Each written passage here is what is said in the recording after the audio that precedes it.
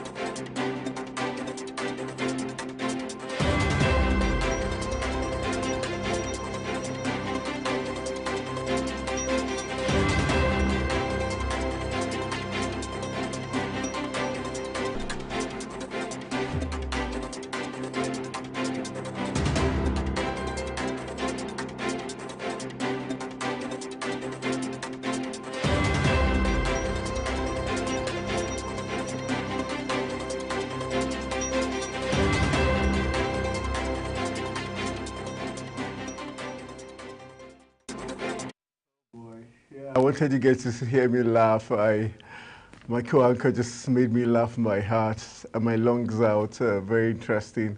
So many things behind the scene when you're on air, and this is a live show. Thank God we're back from that quick break. Yes, we are. The word quick, it's very, it shows a pace. Promptness. All right, promptness. Yeah. All right, now we're going to start with ignore Anthony Momodu at this point. Let us start with the Vanguard. Vanguard paper, and it says above the inscription of Vanguard, it says Nigeria imports 4 billion naira worth of steel annually, says Minister. NPC's decision to raise MPR, CRR further worsen economic woes. And then, of course, still on the Vanguard, we have hardship. Government should stop taking us for a ride. Shoyinka says that's attack on policemen in Delta. And then it's confusion over NIN and BVN linked to bank accounts. Sorry, I was just trying to get out of that mood. We've got other big stories like Tinubu to NLC. It's unacceptable to judge me in 9 months. All right, probably we have to give you decades for us to judge you. We've got Edo Guba, how OT, LP, NWC Connived, is that connived? It's Reconcile the grief aspirants with Akpata. some people have better sides. Yes, I do. Then, of course, now sports. Pesero gives NFF condition to continue as Super Eagles coach. And Nigeria's economy on track. American City Mayor. All right, we've got Issa Ali Shatta joining us via Zoom. Ali Shatta, thank you for joining us this morning. Thank you for always having me. Good morning. All right, Ali. Nice for that quick comment on air. Thank you very much. Good morning, questions for me. Mr. Ali Shatta. How are you doing today? I'm good, and you? I am fine. I am fine. All right, now, so let us look at the Vanguard paper, and we're looking at hardship. No, let's look at Tinubu to NLC. He says it's unacceptable to judge me in 9 months. So what's your take on that big story there that says it's unacceptable? Do you think it's fair that NLC have gone into the streets, or they would have waited a bit than judging and saying Tinubu is not doing needful when it comes to the affairs of Nigerians?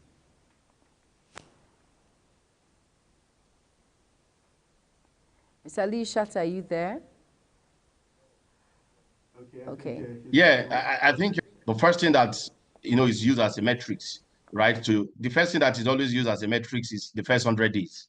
And of course, before you talk about the first 100 days, you talk about the very first day. Nigerians will never forget the very first day after the inauguration and the inauguration speech, what happened and what we started, witnessing after that. But yes, I think it's only fair for us to look at it from the way he has put it, that it's too early for us to begin to judge. But critics will want to argue to say, look, the Monday that is going to be bright is going to be felt from the Friday and Saturday, right?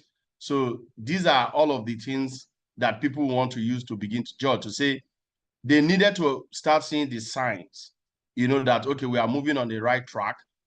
They needed to start seeing some glimpse of hope, that the Renew Hope agenda is not a facade or is not a mirage, right? So Nigerians want to boost their confidence from that point of view, to say, okay, all of the policies that is being implemented is actually people friendly. So these are all of the things I feel Nigerians will be looking at. They'll be looking at the different sectors. How are the different sectors performing? What are the early signs that they are seeing in the administration?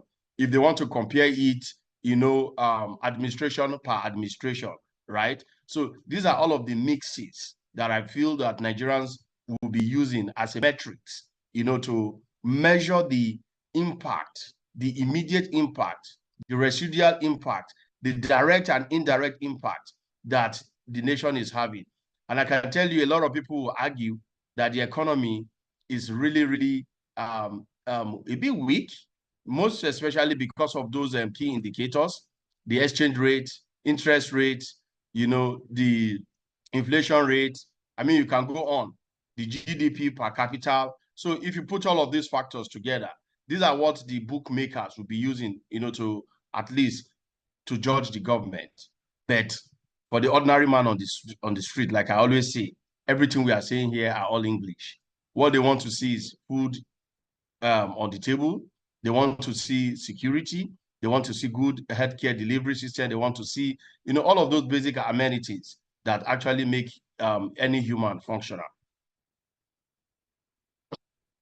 In financial matters, which is your forte, we've got MPC's decision to raise MPR and CRR will further worsen economic woes, says Obi. Then we also got confusion over NIN and BVN linked to bank accounts, CBN mom on deadline.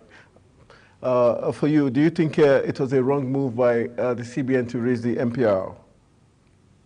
Well, you see that it took a long time before the CBN governor arrived at this decision, or I won't say he arrived at the decision alone. It was actually a combination of different factors that they probably would have used, to, announce that increase. But whatever it is, Nigeria, like I always say, Nigeria want to see the impact beyond all of the rhetorics or the theories. But specifically, raising it is going to definitely affect a lot of things, because interest rates from the banks is going to be increased, that's for sure. the borrowing per capita, the borrowing is also going to increase, right? And at the same time, inflation might also have a little bit of the impact, because what we are currently witnessing today is food inflation. And you can agree with me that that has skyrocketed, and it has not only arithmetically progressed, but geometrically increased, which means nobody can really predict the inflationary rate as it is today, based on all of the economic dynamics that we have. And all of those also has to do with the demand and supply. Demand and supply, we've talked about it in exchange rates, and the same thing is happening with food. So wherever you have either food diversion or artificial scarcity, or you have shortages of food based on the insecurity that is happening, all of these have a ripple effect over time. And that's exactly why we are feeling the pinch. Trust me, every household, no matter how highly or lowly or mediumly placed those households are, they are really feeling the pinch right now. Trust me.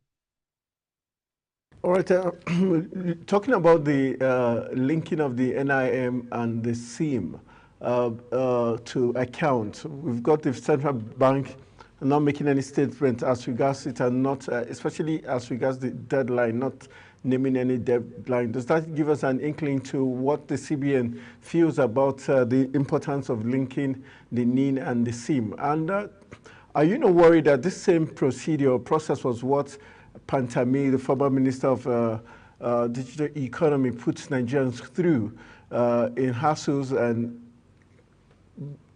you know, and now they're making Nigerians do it all over again? Does it mean the first process wasn't, you know, effective? What does this tell us as regards the whole process? No, the first process was effective. So why are we having to redo it again? Yeah, I will separate the conversation. The first process started with NIN linkage with your phone numbers, okay, right? Now we are having NIN linked to your BVN. Yes, this process was also done before, right? But they want to ensure that there's a revalidation of the process. They want to ensure that everyone who had gone through that process is actually the ideal person, right, that has been leaked. Remember, I've spoken a lot about unclean data that we have in the system. And as someone who is very active in the industry, I can tell you categorically that we have a lot of unclean data in Nigeria because we don't have source of verification.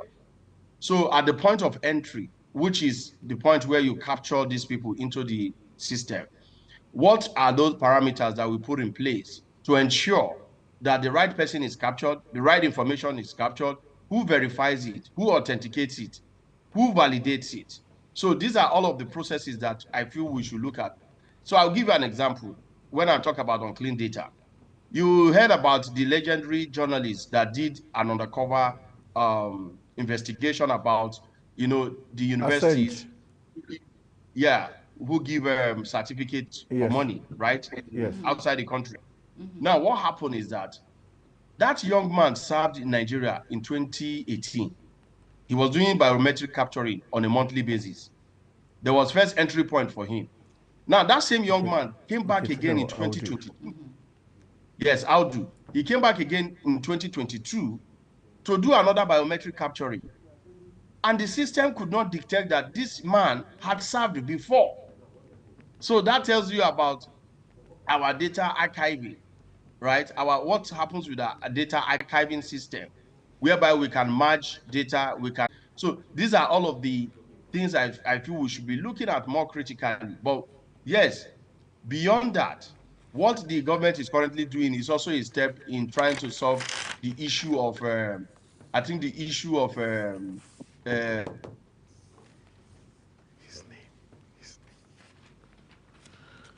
all right, are you there? Insecurity. Okay. All right, Issa, let's just a quick one. Let me push you into the world of sport. Peseiro gives the NFF condition to continue as yes, I'm here. Can you hear me? Yeah, hello, we can hear you. Can you hear me? Yes, Issa, we can hear you. Yes. Hello? Issa. You're breaking. Okay. I think you're breaking. Hardship being the rider there, government should stop taking us for a ride. does that tell us that he probably does not agree with the policies? I respect the Nobel laureate a lot. He's an activist, he's a critic, of course, and he's an unbiased critic as well. You know, he doesn't care wherever you're from. Once he sees an issue, he doesn't stop at nothing. He stops at nothing, rather, to pass his social commentary. But I think some couple of months ago, he visited the president. And when he came out from that, I'm a student of history. He said, when the time comes, Nigeria will hear from him his review, his overview about the current administration. So what happened between that time and now that the Nobel laureate is coming down to say the government shouldn't take us for a ride, right? So I can understand, you know, the sentiments around it, but I'm just trying to reconcile the statement that Prof said between that time and now. What exactly has changed? Yes, I know a lot has changed in terms of our economy dynamism. What exchange rate used to be wasn't what it was. What interest rate used to be wasn't what it is right now, rather. What inflationary rate is not exactly what it is right now. So I can understand where the prof is coming from. But it would be nice for him to help us with memories on the reason why he said it's too early for us to judge, you know, the administration, especially the president. As at the time he had a meeting with the president, and now, and I think it's just in December, if I'm not mistaken. It should be in December when, you know, the president went back home for break. So it's just like two months. Today is 1st of March, 2 months away from that statement and the statement that he's also making now. So it would be nice for us to have more clarity to what Prof is really talking about. Over the Daily Trust now, and it says, the kicker there says, residents protest kidnapping block Kaduna Abuja highway. And then this particular what I want you to talk about says, reps to Tinubu. It says, review Onosaya's report before implementation. Now, what's your take on that Onosaya's report and the review by the House of Reps? Do you think the 20-member committee is relevant compared to what we're looking at? We know that the Onosaya's report was in 2016 during Goodluck Jonathan's time, and now it wasn't implemented then. How effective do you think it will work now in President Bola Ahmed Tinubu administration? Yeah, well, first and foremost, we need to commend the administration for taking the bold step first, you know, in seeing on how to re-engineer the entire governing process, right? But the second aspect is, I think the committee is okay because, like I've said before, there are critical stakeholders there, and they represent different arms of government.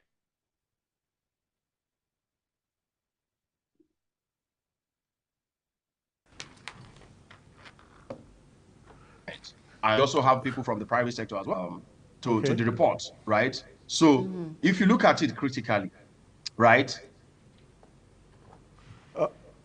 Don't you think this setting up this committee is just another way of truncating I think the committee is well. You don't think the setting up of a committee now is going to truncate the implementation process, and probably this is going to give an opportunity for the elite to try to influence who becomes the head in the new mergers, the new ministries that will be, and parastatals that will be merged, who becomes it, because we're going to have directors and leaders from different sectors merged together. Don't you think this is going to give the chance for the reps to influence who gets who what?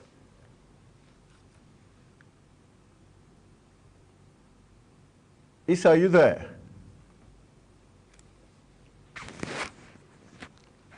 Issa, are you there? Can you hear me? Yes, I'm here. Can you hear me? Oh, yeah. Okay. Let's get your take on that possibility. Do you think this 23-man committee set up by the House of Rep might truncate the process of implementation, and probably is an opportunity I don't for think them? So. Even part of the recommendation. Okay. Part of the recommendation, right, which is the merger of, I think, NABDA and one of the agencies. That process has already been done 2 years ago, but a lot of people are not aware of it. So I don't really see it as, blocking the merger or the absorption or the collapse, of this institution. Some of these institutions are already making effort. They've made effort, even when the result came out or the report came out. So, but what I would like to say is that I feel let's give this administration some leverage or some allowance to also be able to think outside the box. Why they brought up this committee. Don't forget that between the time that Orosanya came out with the report and now that is about to be implemented, time has passed. A lot of things have also changed. So all of those dynamics are what I feel that they will be putting together. So all of those mixes and fixes will come in handy. The experiences of the committee members will also come in handy. Maybe there are some, overlaps here and there. There are some oversights here. There are some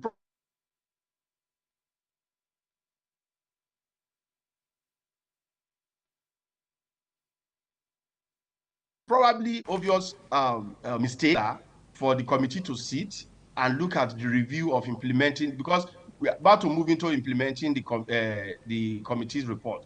So it is important that those that will be affected are also carried along and they understand the process of this re-engineering or restructuring of the entire agencies or ministries and NDAs. So it is good that we have a committee that can, further put a bird-eye view into the Orosonya's report before it's been implemented. Okay. All right, let's look at other stories. We're now with the Daily Sun. Before we let you go, then you'll be returning hopefully by 9 a.m. To look at the other discourse we'll be having by 9 a.m. But let's get your take as regards. We've got these other stories. Benue confirms 9 deaths, 46 cases of Lassa fever. Troops kill 974 terrorists, rescue 466 kidnapped victims. In February, Zulum warns on merging army versity with NDA, says it will help Boko Haram. Then we've got Senate approves a bill to extend NAS, National Assembly Workers' Service, to 65 years. All right, then we've got reps propose mandatory drug tests for school students. All right, let's begin with this story. We'd like to get your take. First of all, Zulum warns on merging army universities with NDA, says it would help the Boko Haram because Boko Haram does not want education. So he says the university would help the people of the Northeast. Then reps say mandatory drug tests for school students. Don't you think the reps themselves also deserve mandatory drug tests, especially when we see them fight and make decisions that seem not to favor the Nigerian people? I like that smile on your face. So let's get your take. Yeah, so they are offshoot of the school. They came from the school as well, right? Okay. And what we are seeing today is the product of the society. For every leadership position that we have, of course, it's a product of our society. And in our society, we have different influences. We have, of course, the penetration of drug abuse in Nigeria is really massive. If you understand even the percentage, right, especially amongst even women. And there are a lot of factors that have been, railed out to contribute to this, which has to do with some marital issues, some economic pressure, frustrations, some are peer pressures. That's why it's starting from the school. Some, are even family influence, right? So there are a combination of factors that have, constituted or caused the excessive use of drug, in Nigeria.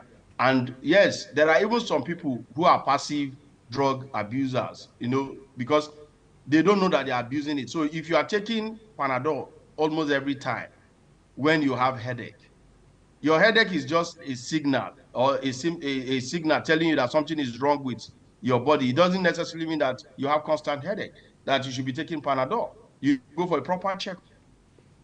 If you are a fan of doing that, you are definitely abusing drug, but you don't know you are abusing drug. It's just that you don't get high. You just go to sleep. So, but to drill down, yes, I agree 100% that they should go through drug tests. In fact, anybody who wants to take the position of leadership in Nigeria or responsibility in communities, even our traditional rulers should be subjected to drug tests, right? Because we've had cases in Zamfara where they said some district heads were part of the, kidnapping and banditry activities in those places. So we need to do all of people who we are, appointing or sending to represent us are sane, and the kids, our wards that we are also sending to school, return back safely the way we have sent them back to school, without necessarily going through some peer pressure, right? So all of this, I 100% agree. It should be holistic, and we should spread, the tests across board, not just segment it to school. It should go across board. Every household should be tested, trust me.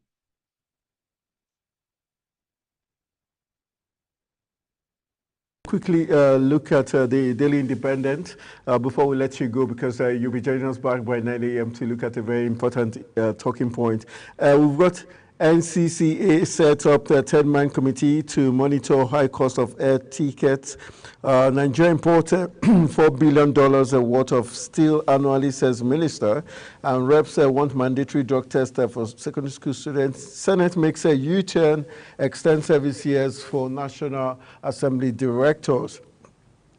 Then we go beyond the implementation of the Oronsaya's report. Obi tells Tinubu politicians should sacrifice comfort, selflessness, and cut wastages. Then we've got the last headlines. Then we've got federal government, states chart way forward on regular power supply. For you, which of these headlines of more stands out? For you, yes, which stands out for you? Yeah, I think I'll pick two. The very last one, the power supply, which is very key to our economic development. Okay. And the second one is the wastages. The truth is, Nigerians will not quickly forgive and forget the National Assembly for that purchase they went to make immediately they assume office. The 160 million naira that they use in going to buy vehicles for themselves. Nigeria will not forget in a hurry, and Nigeria will not forgive them in a hurry. Because Nigerians are now saying, what is the rationale? I mean, you're already living in affluence, and you're already living in a privileged, environment. So why would you, immediately go and satisfy yourself? Why didn't you sacrifice? If you had come out to tell Nigerians to say, look, this has been approved, but we rejected it as National Assembly, to say, no, it is insensitive for us to, go on this ride. Trust me, Nigeria is going to embrace.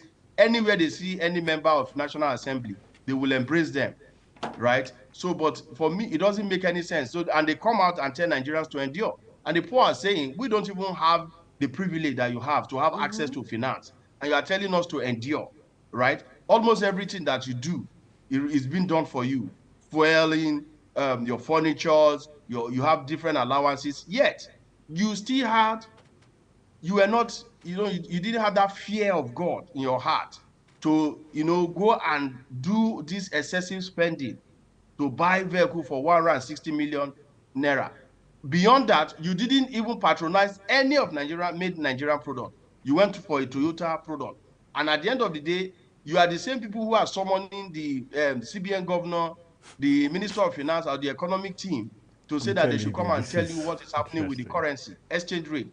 You've forgotten that all of this excessive buying is going to have a negative impact on our exchange rate at the end of the day, because most of those cars are imported. In fact, all of them were imported.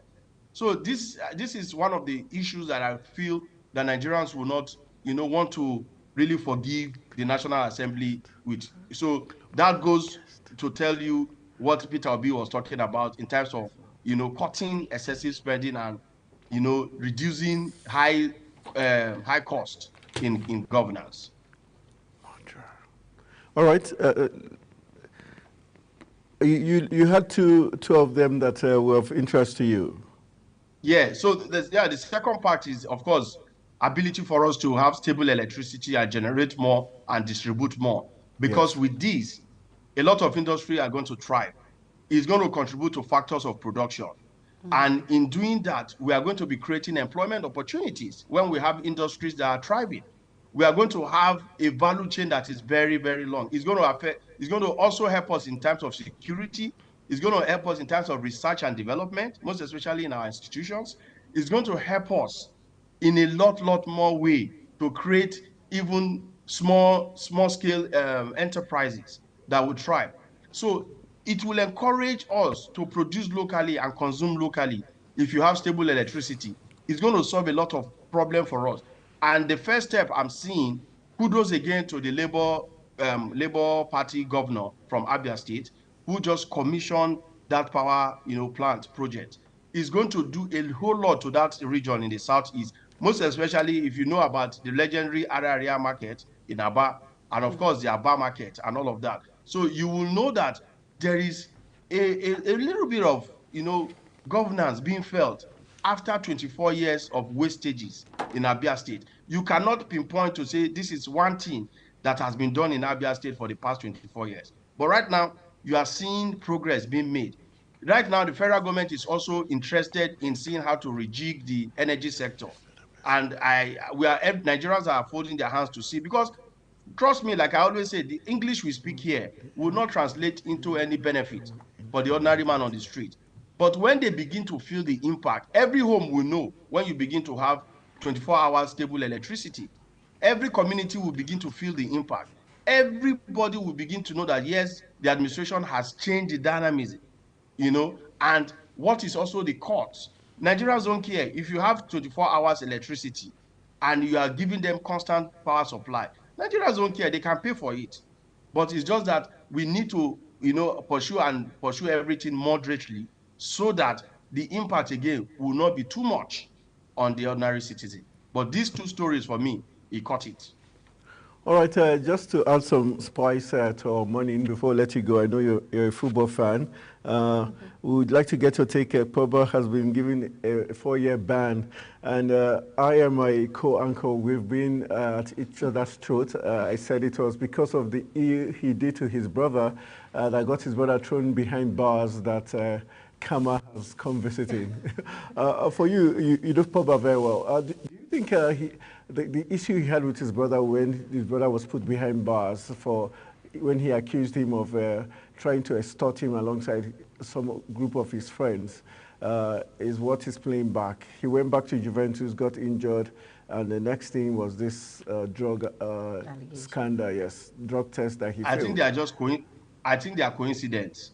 If you also look at how Samson Siasia was banned for match fixing and all of that, what is the impact? Who really investigates this? Who also, do you have like a second layer of eye that looks into the report of the testing? Is there a second, third, fourth opinion, right? So nobody can really adjust that. But then, if they've said that is the reason why he's being banned, nobody can really query it. But it's unfortunate because his career is automatically dead. He said it himself. Age is not on his side. 4 years ban. Trust me, Pogba should just go for coaching course or scouting, and let's see how he takes his career from there. But honestly, he's really ending his career on a very low and I hope he has done a lot of investment anyway, because he might be depressed. Yeah, this is very touching. But let's hope that other footballers also learn from this mistake. It's been happening, but just be careful. All the drugs that you have been told not to take. Once it's in your system and you are tested, you are positive, you are definitely going to face the wrath of the law. It's not like in Nigeria here where we take you to court and nothing happens at the end of the day and they keep postponing. At the end of the day, struck the file out. There, you go to jail immediately. An ex-Barcelona fan has been sentenced to jail. Player, you're talking about Dani Alves? Dani Alves. So you can see that these guys they don't care whether you're a celebrity or you are a model or you are well-known. As long as you have gone on the wrong side of the law will take its due course. I hope Nigeria, learn from this and we're able to apply it into our own judiciary system so that trust can be regained and be sustained. Thank you. All right, always amazing having you do paper reviews and any other issues. So hopefully we'll be joining you on this other side of 9 a.m. Where we'll get your economic patriots